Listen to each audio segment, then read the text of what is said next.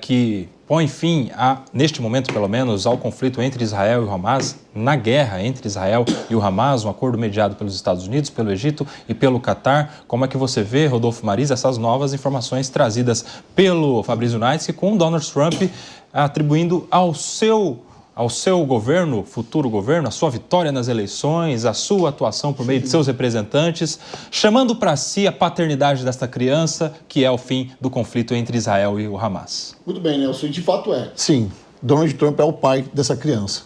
Eu disse aqui, vou ser redundante, mais uma vez, dizer que a campanha toda de Donald Trump em 2024 foi feita em cima do cessar-fogo nas guerras que acontecem ao redor do mundo, entre Rússia e Ucrânia e também entre Israel e a Palestina, mais especificamente sobre o povo do Hamas. Mas o Fabrício trouxe uma notícia muito interessante do Benjamin Netanyahu, que é culpado ali por muitas partes dos israelenses sobre o dia 7 de outubro, o fatídico dia do dia 7 de outubro. Teria sido omisso, né? Falhada a segurança. Exatamente, a falha de segurança. Então, a liberação desses reféns vai trazer uma calmaria por parte dessas pessoas que o criticam e a todo tempo.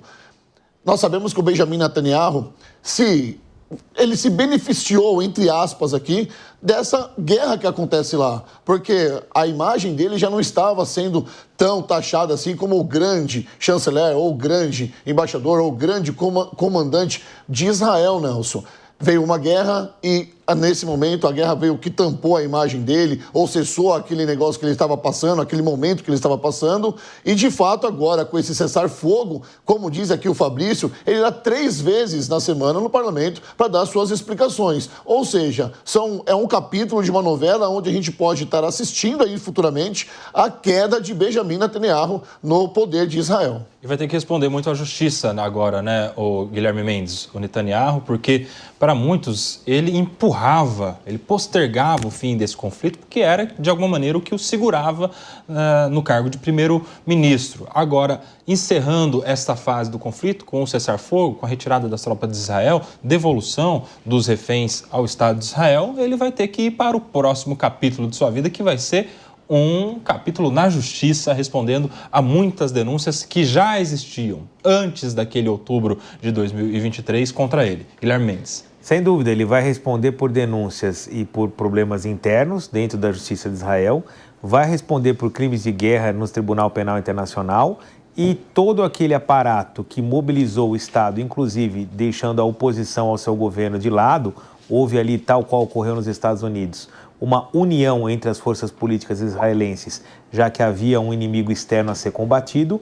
Agora, com o fim do conflito, as tensões vão voltar e ele vai ter, sim, muitos problemas para justificar as suas atitudes enquanto governante e, sobretudo, para manter a sua narrativa de que ele é o único que pode vencer esse conflito, que poderia levar Israel a um estado de segurança.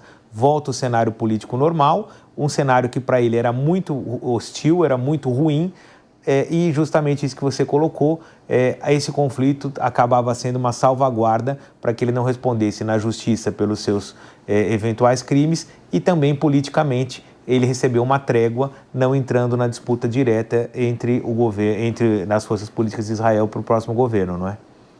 Raquel Galinatti, um outro ponto trazido pelo Fabrício, muito interessante, é que na reivindicação do cessar-fogo feito pelo Donald Trump, ele também confirma que os Estados Unidos continuarão como parceiro aliado de Israel em busca de uma paz, mas pelo uso da força, com presença firme dos Estados Unidos lá no Oriente Médio, no Estado de Israel, que é o seu grande aliado. Sem sombra de dúvidas, foi determinante para que Netanyahu aceitasse justamente o acordo. Porém, ele encontrou resistências na extrema-direita que o apoia. O ministro Itamar Ben-Gvir da Segurança Nacional ameaçou se demitir ontem e pediu que o colega Bezalel Smotrich, de Finanças, fizesse o mesmo. Então, ambos são integrantes do chamado Gabinete de Segurança e que terá que aprovar o plano que vai ser anunciado após a pressão do novo governo dos Estados Unidos por Donald Trump. Isso por volta de 8 horas. Então, agora o Netanyahu tem um outro obstáculo, que é superar essas pressões da extrema-direita, que faz parte do seu governo.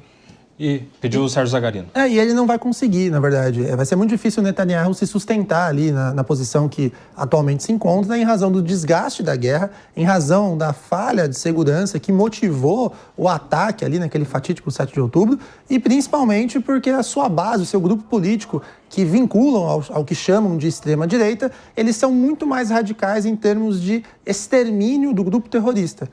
Inclusive, não estou aqui discordando, eu acredito que o grupo terrorista tem que ser, de fato, exterminado, nós temos que dar fim ao Hamas. Só que isso acaba não resolvendo de forma prática a solução, porque mais de 40 mil palestinos, mais de 40 mil civis já morreram nessa busca incessante de exterminar esse grupo terrorista. Então, como não existe uma ferramenta através da ONU para criar aqueles corredores humanitários, tirar a população, você reduzir os riscos totais dos civis, eu acho que é muito difícil a turma do Netanyahu, essa extrema-direita lá de Israel, conseguir vencer essa narrativa. Então, agora, com a entrada de Donald Trump nos Estados Unidos e a costura desse acordo sendo feita, provavelmente o Netanyahu dará adeus aí ao cargo de primeiro-ministro em breve de Israel.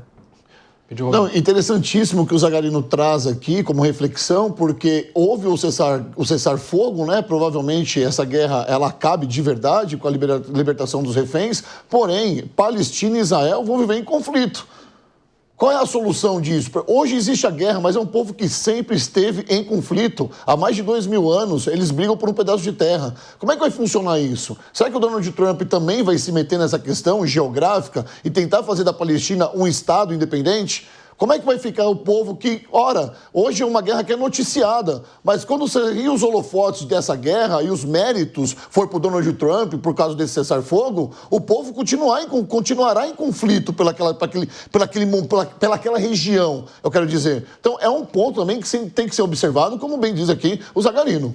Olha só, para você que nos acompanha por imagens, são imagens deste momento, imagens ao vivo, à direita do território de Gaza, onde estão os palestinos. Há pouco a gente via, inclusive, um grupo dançando ali, não se sabe ao certo se estão comemorando cessar-fogo ou não. E à esquerda, na tela, a gente vê exatamente imagens provavelmente dos familiares, mas de pessoas do Estado de Israel, com muitas fotos ali, provavelmente dos reféns. Os dois lados deste conflito aqui, o povo palestino de um lado, o povo israelense do outro, e para o povo israelense nesta imagem fica claro, né? Fica clara qual é a prioridade. Ali a gente vê uma senhora com a foto de um rapaz na sua mão, algumas mensagens, provavelmente o nome dele também, ali naqueles caracteres próprios daquela linguagem, e os dois lados deste conflito bem exemplificados na divisão desta imagem, o Guilherme Mendes. Como é que sai o povo de Israel e o povo de Gaza depois deste conflito, deste cessar-fogo? Eu acho que certamente todos saem muito aliviados, né? Embora pequenas parcelas tenham um desejo talvez de vingança ou de se aniquilarem os grupos terroristas, o que não é uma tarefa fácil, que aliás nunca na história da humanidade se conseguiu, mas o conflito no dia a dia, toda a repercussão que envolve do ponto de vista econômico e do ponto de vista psicológico, né? Você não saber se você vai ser vítima de um ataque terrorista para quem está do lado de Israel, como o que aconteceu quando as residências foram invadidas e toda aquela barbaridade que a gente viu. E de outro lado, então, na faixa de Gaza, a mais absoluta miséria, a mais absoluta restrição a tudo, não é? A equipamento de saúde, alimentação, água, saneamento, toda a infraestrutura destruída. Então, sem dúvida, esse cessar-fogo é um sopro de esperança. De um lado, o lado israelense, de que a vida volte à sua normalidade. E do lado de Gaza, de que a região possa, sim, ser reconstruída e que essas vítimas civis que estão pagando um preço muito alto por esse conflito, né, são um efeito colateral desse conflito direto na persecução dos terroristas, também possam ter as suas vidas resgatadas com uma mínima normalidade, que elas possam voltar a frequentar as escolas, possam reconstruir suas casas, possam de novo ter contato com muitos familiares que tiveram que migrar por conta da falta de condição de vida naquela região, e que a mínima normalidade se restabeleça. Sem dúvida, eu não estou lá, não sou israelense, não sou palestino, mas se eu aqui estou muito feliz em ver que essa tragédia vai ter fim, imagino aqueles que estão vivendo com um absurdo cotidianamente e diariamente, como é o caso dessas duas populações, não é? A gente percebe pelas imagens, pelo menos do lado ali dos israelenses, que o anúncio não parece o suficiente. Eu acho que para cada familiar desse, a satisfação só vai acontecer a hora que tiverem com os seus familiares próximos, abraçados, ali muitas fotos, provavelmente de reféns, de pessoas que foram levadas pelo grupo terrorista do Hamas naquele 7 de outubro de 2023. Chega novamente o Fabrício Naitsky no Linha de Frente, porque tem mais informações chegando à nossa redação. Fabrício Naitsky. Tem sim, Koba. Antes eu queria pegar dois ganchos importantes que vocês vinham discutindo aí na mesa. Primeiro, Benjamin Netanyahu, ele já é alvo de um mandado de prisão do Tribunal Penal Internacional. É importante a gente lembrar disso aqui, né? Ele, inclusive, não tem presença confirmada na posse de Donald Trump lá nos Estados Unidos na próxima segunda-feira. E, de acordo com a lei internacional, se ele for a um país signatário do TPI, ele poderia ser preso por crimes de guerra. Como líderes do Hamas também são alvos de mandados de prisão também pelo mesmo motivo. E o ministro da Segurança Nacional, inclusive Itamar Ben-Gvir, é um dos ministros dessa ala mais radical do governo que defende, inclusive, a anexação total do território que hoje a gente conhece como Cisjordânia, que é um território palestino, ou pelo menos deveria formar parte de um eventual Estado palestino. Então, só dois pontos aqui para a gente trazer, para contextualizar um pouco mais essa discussão. Agora, vamos ao que a gente tem aqui de novidade, que é o seguinte: o que a gente sabe nesse momento sobre o cessar-fogo, sobre essa primeira fase do cessar-fogo. Essa primeira fase, ela deve durar 6 semanas. E aí, o que ela inclui? A retirada gradual do exército israelense da região central de Gaza, o retorno dos palestinos que foram ali espalhados, digamos assim, que foram deslocados no enclave palestino ali de Gaza para poderem voltar ao norte do território, principalmente. Esse acordo, ele requer a presença de pelo menos 600 caminhões com ajuda humanitária entrando todos os dias na faixa de Gaza, com 50 desses 600 levando combustível e pelo menos 300 ali para a região norte da faixa de Gaza, que é a mais afetada. Por que combustível? Porque além, claro, do combustível ser utilizado para carros, ele também é utilizado para abastecer os hospitais. Geradores de energia elétrica, por exemplo, a gente falou muito disso ao longo do último ano, como hospitais na faixa de Gaza frequentemente ficavam sem energia. O Hamas se compromete a liberar 33 reféns israelenses, incluindo todas as mulheres, sejam militares ou civis, crianças e homens acima de 50 anos. Essa liberação vai acontecer durante esse período de 6 semanas, com pelo menos 3 reféns liberados a cada semana e o resto antes que esse período acabe. A prioridade aqui, inclusive, é para os reféns que ainda estão vivos. Estes reféns serão liberados primeiro, e aí começam a ser feitas as liberações dos restos mortais daqueles reféns que acabaram morrendo ao longo do último ano. Para cada refém civil liberado pelo Hamas, o governo de Israel vai liberar 30 palestinos que estão detidos em prisões do país e 50 palestinos liberados para cada soldado mulher liberado pelo Hamas de volta para Israel. Esse acordo, então, ele vai ser supervisionado pelo Catar, pelo Egito e pelos Estados Unidos, os mediadores dessas conversas desde que elas começaram. E aí as negociações envolvendo a segunda fase já começam imediatamente, muito possivelmente a partir já de amanhã. Na segunda fase está garantido o retorno de todos os reféns que permanecem na faixa de Gaza, um cessar-fogo completo, total, e também a retirada total dos soldados israelenses lá da faixa de Gaza. Isso é uma segunda fase que aconteceria daqui 6 semanas, se esse acordo for seguido à risca, e a gente torce para que isso aconteça.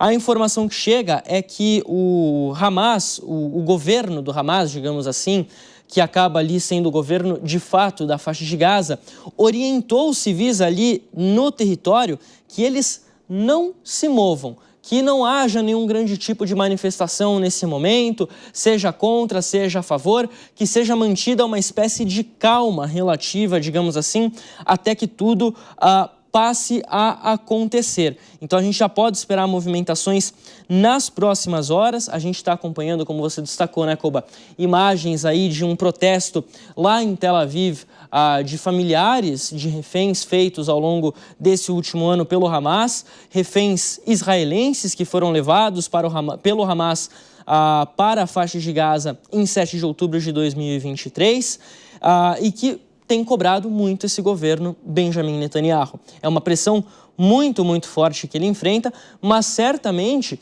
esses protestos, embora eles possam diminuir bastante já nas próximas horas, eles não acabam por aí, porque essas famílias vão cobrar refém por refém para o governo israelense. Vão cobrar o retorno de todos eles, vivos ou mortos. Até porque a gente lembra que a tradição, por exemplo, do judaísmo garante que o enterro aconteça só na presença de um corpo, né? Não é feito enterro, não é considerado morto se você não tem um corpo para enterrar. Então, para essa população, para essa cultura, para esse povo, isso importa demais. É um ponto crucial nessas conversas. Sem isso, não há negociação, sem isso, não há conversa. A gente está falando aqui, né, dessa relação que vem sido destacada, da presença de representantes do governo Biden e do governo, do futuro governo Trump nessas conversas.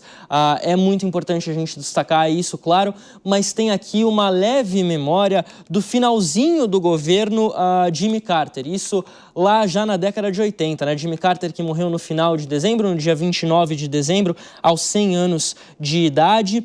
Ele foi um presidente democrata que permaneceu apenas um mandato na Casa Branca, tal qual Joe Biden, mas que ao final do seu mandato ele conseguiu também uma vitória diplomática muito grande, que foi a libertação de presos americanos que estavam no Irã há mais de um ano. E ele conseguiu essa libertação e foi visto como um grande acordo internacional firmado pelo presidente Jimmy Carter já no finalzinho do seu mandato. Isso também pode acabar pesando positivamente. Claro, aqui a gente está falando mais de um julgamento histórico que será feito sobre o que foi o governo Joe Biden. A gente conversava até sobre esse assunto no Jornal da Manhã, porque hoje o presidente Joe Biden vai fazer o discurso de saída da Casa Branca lá do Salão Oval. Isso deve acontecer ali no comecinho da noite, aqui no horário de Brasília. Não tem horário para que esse discurso aconteça, não tem um horário confirmado, mas ele deve acontecer nessa noite e muito provavelmente vai ser o primeiro pronunciamento oficial de Joe Biden, já com o cessar-fogo garantido, e a gente vai esperar que ele se manifeste também durante esse pronunciamento, porque ele vai considerar isso uma vitória do seu governo também, essa paternidade da criança, esse exame de DNA do cessar-fogo vai ser uma grande disputa, vai envolver uma grande disputa ao longo dos próximos anos, Koba. Certamente. Fabrício Neves continua conosco aqui na programação da Jovem Pan, trazendo mais informações, mais detalhes que possam chegar ao longo da nossa programação.